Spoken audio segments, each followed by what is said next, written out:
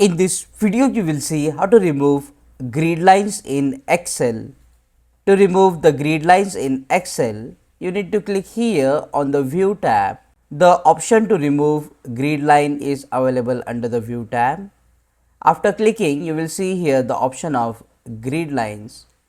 Right now it is ticked, so we are able to see the grid lines. You just have to click on this box to remove the grid lines, and the grid lines from the Excel sheet will be gone. You can click on the grid lines if you want the grid lines again.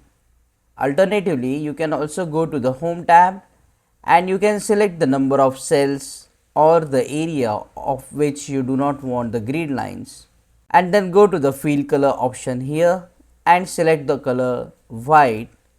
So this will also hide the grid lines, or rather make them white, and the grid lines will not appear.